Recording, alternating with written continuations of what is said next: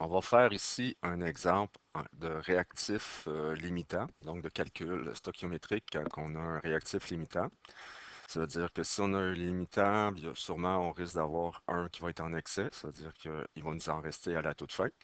Alors ici, nous avons une réaction entre l'aluminium, l'oxyde de fer, qui va nous donner de l'oxyde d'aluminium et du fer en fusion, c'est-à-dire du fer liquide. Ici, l'équation chimique est déjà équilibrée.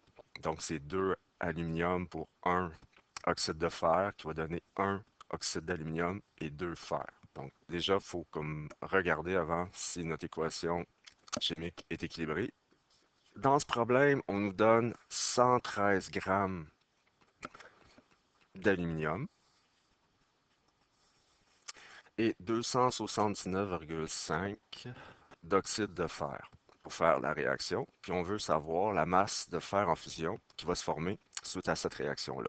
Donc, on va travailler ici avec l'aluminium, l'oxyde de fer, donc nos deux réactifs. Il va falloir déterminer lequel entre les deux est le limitant pour savoir finalement combien de fer qu'on va être en mesure ici de fabriquer. Et en question B, on va vouloir savoir combien qui va rester de celui qui est en excès. Parce que bien sûr, celui qui est en excès, il va en rester à la fin. Donc, un des deux réactifs, on va en obtenir. Donc, ils vont juste savoir quelle quantité qui va rester de ce réactif-là. En fait, quand on fait ce problème-là, on fait quasiment le A et le B en même temps. Parce que dans le fond, quand on trouve le limitant, on va effectivement trouver celui en excès en même temps. Et bien sûr, quand on veut savoir combien qui reste en excès, il va falloir aussi utiliser le tableau ici de initial, qu'est-ce qui réagit et le final. Mais on va commencer par aller chercher notre réactif limitant et la quantité de fer qu'on est capable d'aller fabriquer. Donc, on se rappelle, on a deux colonnes.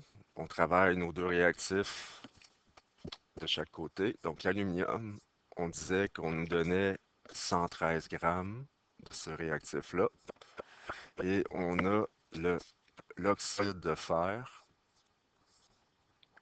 qu'on nous donnait 279,50 grammes. Alors, on part avec ça.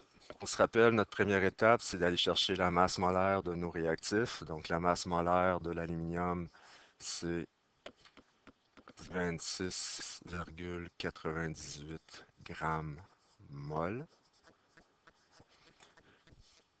La masse molaire du Fe2O3.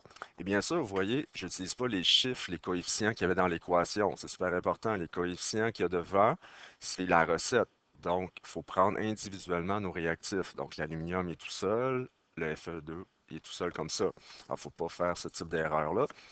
Et ici, ben, on a deux fers, donc ça va être deux fois la masse molaire du fer, qui est 55,85, plus 3 fois le 16,0, qui est la masse molaire de l'oxygène, qui va nous donner pour une masse molaire pour l'oxyde de fer de 159,7 grammes mol, comme ça. Deuxième étape, c'est de retransformer finalement nos grammes ici que nous avions euh, en mol.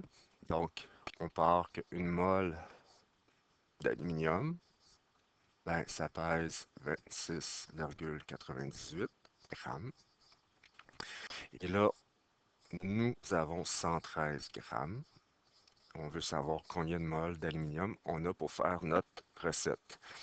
Donc, on fait notre calcul. 113 fois 1 divise par 26,98. On va obtenir 4,19 ici, moles d'aluminium. De l'autre côté, on fait la même chose avec notre oxyde de fer. Ça veut dire qu'une mole de Fe2O3, ben, ça pèse 159,7 grammes. On me donne 279,5 grammes. On fait notre produit croisé pour trouver qu'on va avoir ici, dans ce cas-ci, 1,75 mol de Fe2O3. Donc là, dans le fond, ça, c'est mes quantités de mol que j'utilise pour faire ma recette. Donc, on va pouvoir passer à l'étape 3, qui est effectivement de faire notre recette avec nos coefficients stoichiométriques. OK? Donc, nos rapports stoichiométriques. Alors, pour l'aluminium, si on retourne voir,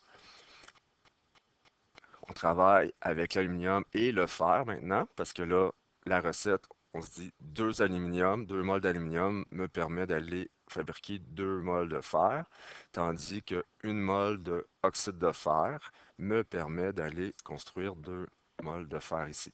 Donc là, ça va être mes coefficients, donc mes rapports stoichiométriques que je vais utiliser pour faire mes recettes. Donc, l'aluminium, c'était 2 moles d'aluminium qui permet d'aller faire 2 moles de fer. J'ai 4,19 moles d'aluminium de disponible qu'on vient mettre ici pour faire ma recette d'aluminium. Combien que je serais capable de construire de fer, de fabriquer de fer avec ça? Ben, 4,19 fois 2 divisé en 2, on réobtient à nouveau 4,19 moles. Mais là, maintenant, c'est de fer. OK? Parce que là, c'est l'aluminium qui a réagi pour aller faire ce fer-là. Donc, ce chiffre-là va être important parce qu'on va le comparer avec l'autre chiffre de l'autre côté, parce que là, maintenant, on va travailler avec le fer. Le fer, nous avons 1,75 mol de disponible pour faire la recette. Alors, la recette est quoi avec l'oxyde de fer? Excusez, c'est l'oxyde de fer. 1 mol de Fe2O3. Ça, c'est la recette. C'était 1 mol permet d'aller fabriquer 2 moles de fer. Donc ça, c'est mon rapport stoichiométrique entre l'oxyde de fer et le fer à l'autre bout. Et là, j'ai 1,75 mol de disponible de Fe2O3. Donc là, ici, c'est les moles, là. Combien que je serais capable de fabriquer avec ça, de produire du mol de fer de l'autre côté? Ben, 1,75 fois 2 divisé en 1, ça nous donne donc 3,5 mol de fer. Donc ça ici, c'est l'autre chiffre magique que je dois regarder. Donc là, ça veut dire que l'aluminium me permet de fabriquer, ben, de produire 4,19 mol de fer, tandis que mon oxyde de fer, qui est l'autre réactif, me permet d'en produire seulement 3,5. Donc mon limitant, c'est lui ici. Donc le limitant, c'est le Fe2O3. Et celui qui est en excès, donc déjà je commence aussi à répondre à ma question B, celui en excès, donc le réactif en excès, ben, c'est l'aluminium. OK? Parce que c'est lui qui va me rester aussi à la fin de ma réaction. Donc le limitant, c'est l'oxyde de fer. Alors, pour savoir la quantité de fer que je vais être capable de produire, ben, il faut que je travaille maintenant juste avec le limitant. Donc, le limitant me permet de produire 3,5 mol de fer. Donc là, on s'en va à l'étape 4, qui est dans le fond de retransformer qu'est-ce qu'on produit en termes de fer en masse. Donc, on va chercher la masse molaire du produit qu'on veut produire, qui est le fer. Donc, dans le tableau périodique, on va le chercher, c'est 55,85 grammes. Donc, 1 mol de fer pèse donc 55,85 grammes.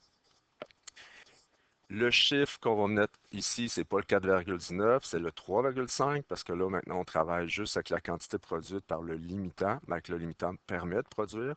Donc, c'est le 3,5 mol ici qu'on va aller mettre de fer produit. Donc, on travaille avec le fer. On cherche combien de grammes qu'on est capable d'aller fabriquer. Donc, 3,5 fois ça. Donc, on va produire 195,475 grammes de fer. Donc, la petite phrase qu'on va mettre pour répondre à la question A, ben, on formera 195, on va arrondir à 48 parce que bon, j'ai peut-être pas encore expliqué les chiffres significatifs, mais on avait 5 chiffres significatifs dans nos données. Donc 1, 2, 3, 4, 5. On arrondit au niveau du 7, donc ça vient ça, grammes. On formera 195,48 grammes de fer en fusion. Une petite phrase conclusion pour le A. Pour finalement répondre complètement à la question B, on a déjà quand même déterminé que notre réactif en excès, c'est l'aluminium. Mais là, en B, il faut comme trouver quelle quantité va rester de cet aluminium-là à la fin de la réaction. Donc, on retourne à notre tableau ici. Je vais juste prendre un instant pour reprendre mon crayon que j'ai perdu en cours de route.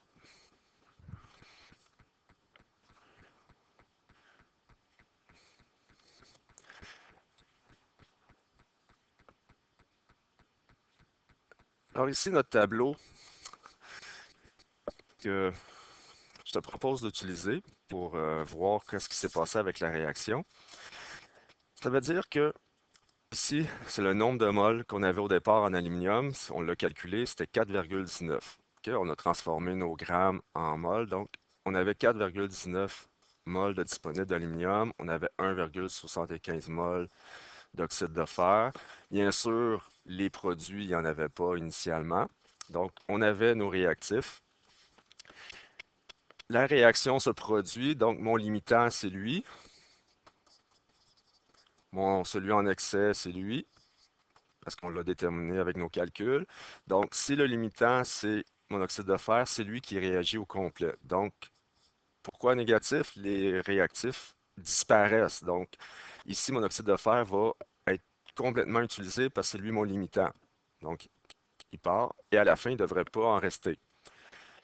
Là, maintenant, de l'autre côté, je sais que mon fer ici, on l'a calculé, je devrais être en mesure de fabriquer 3,5 moles lors de la réaction. Ça veut dire qu'à la fin, je devrais obtenir 3,5 moles parce qu'il n'y en avait pas au départ.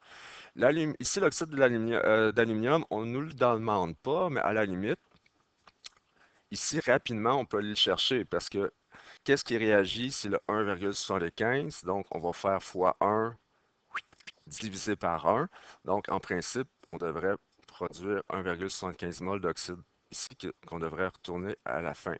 Mais bon, c'est un petit détail parce que c'est vraiment ici, c'est lui qui est important parce que là, on veut savoir combien il va en rester à la fin. Donc, on veut savoir le chiffre ici.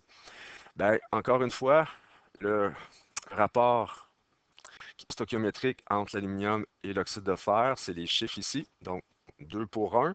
Alors, tu peux faire tout de suite ta règle de 3 juste avec ce tableau-là. C'est qu'on part du 1,75. Le 1,75, c'est lui qui est utilisé.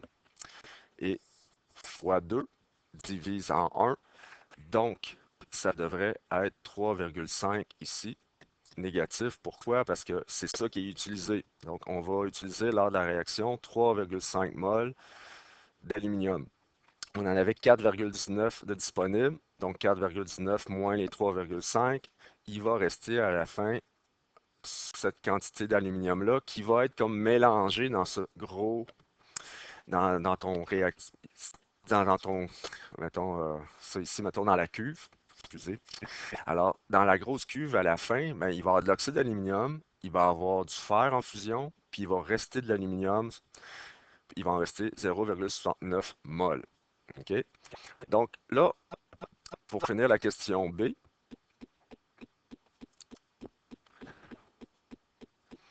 alors B, ben, le réactif, le réactif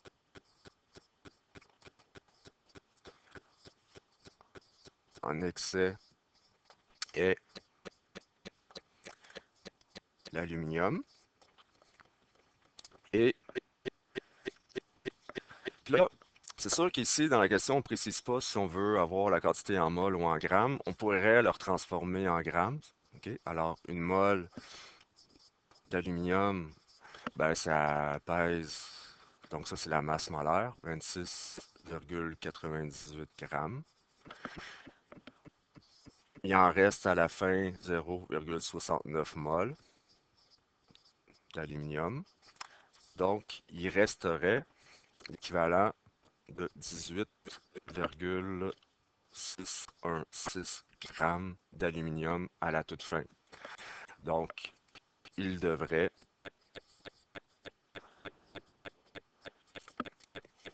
rester